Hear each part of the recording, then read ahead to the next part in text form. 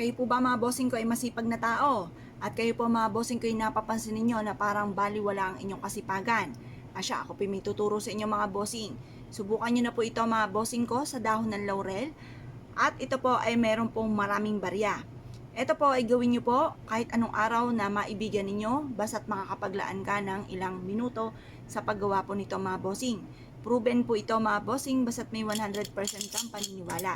Ito po ay makakatulong upang sa ganoon kayo po mga bossing ko ay makatawag ng swerte at makapagtaboy ng mga kamalasan. Ngayon po mga bossing, ibulong sa loob ng botelya ang lahat ng nais. Halimbawa po, ako ay magkakaroon ng bahay na malaki at ito ay ang bahay na ito ay mapupuno ng mga pinapangarap kong kasangkapan, kagaya ng malaking TV, tudor na rep, at ganoon din po ang mga mamahaling sopa at lahat ng mga nais ko na matagal ko nang pinapangarap ay mailalaman ko sa bahay na ito. At sa aming garahe magkakaroon ako ng magagarang sasakyan. Ganun po ang mga wishes po ninyo mga bossing na walang gamit na sana, direct to the point. At pagkatapos mga bossing, sabihin niyo po dito, sa pamamagitan ng pampaswerteng ito ay makakamit ko ang aking halimbawa negosyo na matagal ko nang pinapangarap na ang negosyong ito ay dito na ako yayaman. Ganun po ang pagwiwisya, walang gamit na sana. At pagkatapos po ng i-wish nyo ang mga bongacious na wishes, syempre mga bossing ko, bongacious din ang ating kayod. Kailangan mga bossing, kung marami ang inyo po mga pangarap, marami rin ang kayod at magtitiis, magtsatsaga. Kasi wala naman pong isang click lamang ay magkakaroon tayo ng maraming pera.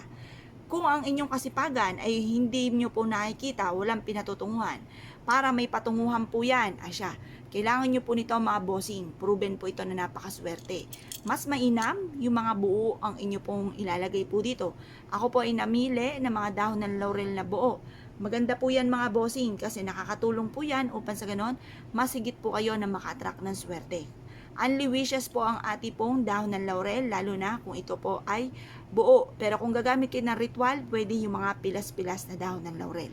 Ngayon po mga bossing, gawin nyo po ito sa umaga ng 6:30 or kaya po ay alas 7. Matatapos ang paggawa ng mga pampaswerte hanggang alas 8 lamang. Ibilad nyo po siya ng hanggang alas 8 na hindi po nakasarado ang takip. Pagtapos ng alas 8, sasaraduhan nyo po ito. Ilagay ito sa ilalim ng ating pong higaan at pagising, alugin ng alugin mga bossing. Nagtatawag po ito ng swerte at nagtataboy ito ng kamalasan para may patutunguhan ng ating kasipagan. Kung kayo po'y naniniwala at nais po itong gawin mga bossing, asya mga bossing, good luck po sa inyo po lahat. At syempre mga bossing, bago ko makalimutan,